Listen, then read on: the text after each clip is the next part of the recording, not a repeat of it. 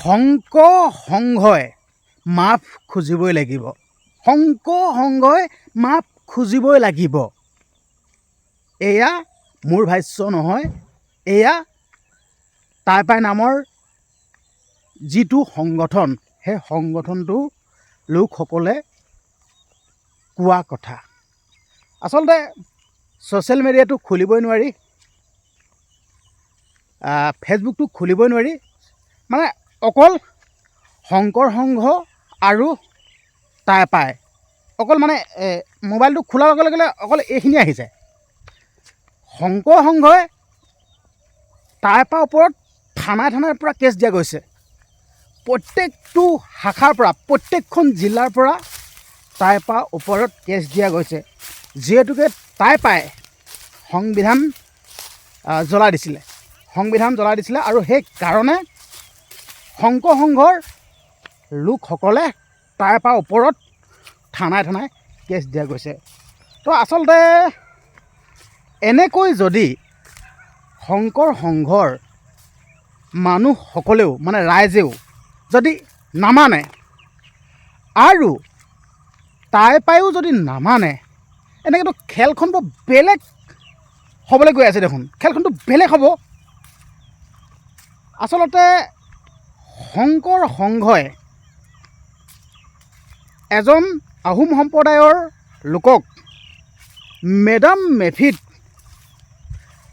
যোৱাৰ বাবে, আচলতে মেডাম মেফিত সেই আহোম সম্প্ৰদায়ৰ লোকজনৰ কিবা দায়িত্বত আছে, আৰু নিজৰ দায়িত্ব পালন কৰা দেখি শংকৰ সংঘৰ ৰাইজে বহিষ্কাৰ কৰিলে।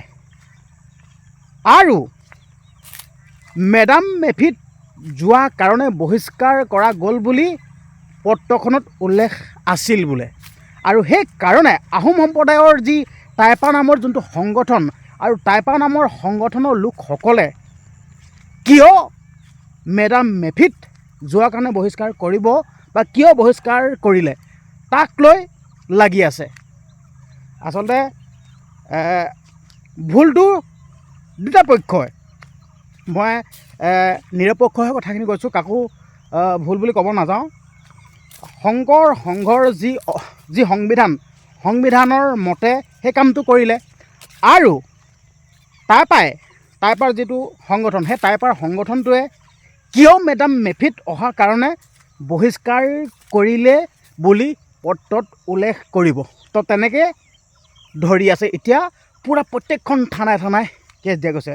আচলতে এই ভিডিঅ'টো অসমবাসী ৰাইজৰ কাৰণে প্ৰেৰণ কৰিছোঁ, আৰু অসমবাসী ৰাইজ আপোনালোকে কমেণ্ট কৰি জনাওকচোন, যদিহে এনেদৰে যদি কাজিয়া লাগি থকাই যায় কি হ'বগৈ বাৰু। খেলটো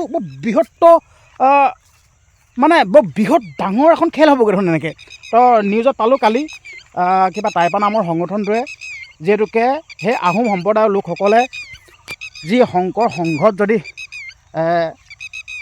জড়িত হৈ থাকে, সিহঁতৰ যি কাজ, যি প্ৰমাণপত্ৰ, যি কাজ, সেই কাজ প্ৰদান নকৰিব বুলি হুংকাৰ দিছে। আৰু লগতে অধিৱেশন য'তে নহওক কিয়, অধিৱেশন হ'লে অসম বন্ধ দিব, জিলা বন্ধ দিব, যিকোনো প্ৰকাৰে নহওক কিয় অধিৱেশন বন্ধ কৰাৰ চেষ্টা কৰিব বুলি এনেদৰে নিউজত পাইছোঁ। আচলতে এইটো এটা হ'লেও দেখোন বৰ ডাঙৰ কথা দেখোন। চিন্তা কৰকচোন বাৰু, যদি ইমানলৈকে যদি গুচি যায়, তো কথাটো বৰ ডাঙৰ হ'ব নহয়। আপোনালোকে নিজে চিন্তা কৰকচোন বাৰু।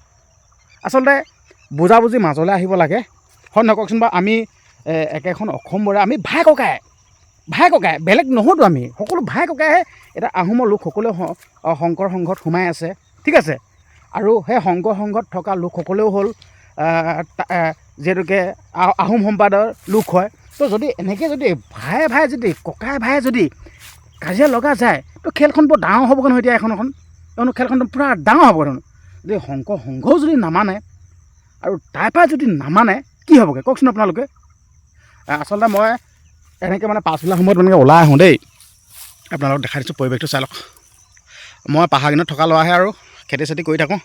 আমাৰ পৰিৱেশটো আপোনালোকক দেখাই দিছোঁ, চাই লওক। এইটো বেলি চাওক কিমান সুন্দৰ লাগিছে নহয়, চাই লওক। তো সেয়াই মোৰ মনৰ কথাকেইটা কওঁ লাগি আছিল, খুদ হৈ আছিল, কথাকেইটা ক'বৰ কাৰণে নক'লে ভাল নালাগে। আচলতে কি হ'বলৈ গৈ আছে কিন্তু নাজানো। আৰু যোৱাকালিও যিহেতুকে সাংসদ ৰকিবুল হুছেইন দেই, সাংসদ ৰকিবুল হুছেইনক পূৰা বেটেৰে কোবালে। এইটো এটা বৰ ডাঙৰ কথা নহয়, এইটো সাধাৰণ কথা নহয় কিন্তু দেই। এজন সাংসদক ৰাজপথত দুৰ্বৃত্তই এনেদৰে আক্ৰমণ কৰিছে, এইটো কিন্তু বৰ ডাঙৰ কথা কিন্তু দেই। এইটো কি এলা পেচা কথা নহয় কিন্তু। এজন সাংসদক যদি এনেদৰে, যি ছিকিউৰিটি থকা পাছতো যদি এনেদৰে যদি আক্ৰমণ কৰে, মানে কথাটো বৰ বেলেগ ধৰণৰ। আমাৰ নিচিনা সাধাৰণ মানুহক দেখোন তেতিয়াহ'লে আক্ৰমণ কৰিবৰ কাৰণে তিল মানুহ ভয় নকৰিব দেখোন। চিন্তা কৰক, এজন সাংসদক, যি দেহৰক্ষী জোৱান থাকে, দেহৰক্ষী থাকে, যিহেতুকে সেই সাংসদজনকো আক্ৰমণ কৰিছে। কিন্তু বৰ ডাঙৰ কথা দেই, সঁচাকৈ দেই। এনেকুৱা যদি পৰিস্থিতি হয় অনাগত দিনত কিন্তু বৰ ডাঙৰ কথা হ'ব কিন্তু দেই, সঁচাকৈ। এইফালে আমাক ভায়ে লাগি আছে, সেইফালে ৰকিবুল হুছেইনক সাংসদক বেটেৰে কোবালে, এইফালে ভায়ে লাগি আছে যুদ্ধখন। আচলতে এনেকৈ যদি ভায়ে যদি যুদ্ধ লগা যায়, পৰে আগ পাব, সঁচা কথা কৈছোঁ। এতিয়া ৰং চাই আছে, এতিয়া পূৰা ৰং চাই আছে। এতিয়া যিখন শংকৰ সংঘ আৰু তাৰপৰা লগত যি যুদ্ধখন হৈ আছেতো, বেলেগে পূৰা ৰং চাই আছে, পূৰা ভাল পাইছে। আচলতে এইটো হ'ব নালাগে। সকলো দেখোন শিক্ষিত লোকেই দেখোন, চব আমাৰ নিচিনাটো মানে অশিক্ষিত নহয়। শংকৰ সংঘত লোকসকলেও বহুত শিক্ষিত, তাৰপৰা সংগঠনত থকা লোকসকলেও বহুত শিক্ষিত। যদি শিক্ষিত লোকে যদি এনেকুৱাখন কৰি থাকে, মানে যোনে ভুলটো কৰিছে, ভুলটো বুজি পাব লাগে যে সঁচাকৈ ভুল হ'ল। এইটো আচলতে চৰি কোৱাটো বা ভুল স্বীকাৰ কৰাটো কোনো ডাঙৰ কথা নহয়। শংকৰ সংঘও ভুল হ'ল, তাৰপৰা সংগঠনটোও ভুল হ'ল, মানে মোকাবিলালৈ আহিব লাগে। এনেকৈ যদি লাগি থাকে কিন্তু পৰিস্থিতি বৰ বেয়ালৈ গৈ থাকিব, আৰু বহুত মানে পৰিস্থিতিটো বৰ খাতৰা হ'ব, মানে এইটো বেয়া কথা। আৰু যদি শংকৰ সংঘৰ যিখন সংবিধানখনটো যদি কিছুমান নিয়ম যদি অলপ মানে ইফাল সিফাল যদি হৈ আছে, মানে লগ লাগি কেনে সংবিধানখনো অকণ ইফাল সিফাল কৰিব লাগে। যিহেতুকে কৈ আছে, যি অৰ্থনৈতিকভাৱে যোনখিনি আমি কাম কৰোঁ ন, মানে যি ধন টকা পইচা উপাৰ্জন কৰিবৰ কাৰণে যি মুৰ্গী এটা পুহিব নিদিয়ে, বা হাঁহ কুকুৰা এটা পুহিব নিদিয়ে, গাহৰি এটা পুহিব নিদিয়ে। আচলতে এইবিলাকো ইফাল সিফাল কৰিব লাগে। আৰু যিহেতুকে শংকৰ সংঘত সকলো মানুহ জড়িত হৈ থাকে ন, সকলো মানুহ জড়িত হৈ থাকে। এতিয়া নিজৰ যিটো পৰম্পৰা থাকে, সেই পৰম্পৰাটো কৰিব দিব লাগে। আচলতে এইবোৰ মানে এৰা মাজত মানে নিব লাগে আৰু, হয় নাই বাৰু? তো সেইটো কাৰণে এইবিলাক মানুহ লাগি কাম নাই আৰু। মানে আমাৰ ভায়ে কাজিয়া হ'বগৈ, আনটো একো নহয়। এতিয়া ককাই ভায়ে কাজিয়া হ'লে কেনেকুৱা হয়? নিজৰ এখন ঘৰত যদি ককাই ভায়ে যদি কাজিয়া হৈ যায়, কেনেকুৱা হয় চিন্তা কৰকচোন। বা ঘৰ দুফাল হয়, যদি অসমতে যদি এনেকৈ যদি কাজিয়া লাগি কেনে ইফাল সিফাল হয়, তেতিয়া কিন্তু বহুত ডাঙৰ কথা হয়। আচলতে আপোনালোকক বুজাব পৰা, আপোনালোকক মানে এইটো হৈছে বুলি আঙুলিব পৰা মোৰ সেইকণ মানে সম্যক জ্ঞান নাই। কিন্তু হ'লেও ভাৰতীয় নাগৰিক হিচাপে বাক স্বাধীনতা যিহেতুকে আছে, কথা কোৱা অধিকাৰ আছে, মোৰ নিজৰ মনৰ ভাৱটোকে প্ৰকাশ কৰিছোঁ আপোনালোকৰ আগত। হয়তো ইয়াতে কিছুলোকে বহুত মানে বেয়া পাব পাৰে, কি বকি আছোঁ আমুক তামুক। আচলতে কমেই আমি কাজিয়া লাগিব দিব নোৱাৰোঁতো, সকলোৱে মোকাবিলাকে থকাটো বিচাৰোঁ। আমি কাকো কাজিয়া লাগিব দিব নোৱাৰোঁ। শংকৰ সংঘকো তাৰপৰা লগত কাজিয়া লাগিব দিব নোৱাৰোঁ, আৰু তাৰপৰাও শংকৰ সংঘৰ লগত কাজিয়া লগাটো নিবিচাৰোঁ। সকলোৱে মিলা প্ৰীতিৰে থকাটো বিচাৰোঁ। তো যি হ'ল এইবিলাক মোকাবিলালৈ আহিব লাগে। আচলতে চৰি কোৱাটো বা মাফ খোজাটো কোনো ডাঙৰ কথা নহয়। চৰি বুলি কোৱাটো এইটো বহুত এটা ডাঙৰ গুণ হয়। সকলোৱে চৰি ক'বও নোৱাৰে। আচলতে ভুল বুজাবুজিলৈ আহিব লাগে, মানে মোকাবিলালৈ আহিব লাগে, আৰু এইফালে লাগি থাকিব নালাগে। ভিডিঅ'টো ইমানখিনি আছিল, আপোনালোকৰ মাজলৈ ভিডিঅ'টো প্ৰেৰণ কৰিলোঁ।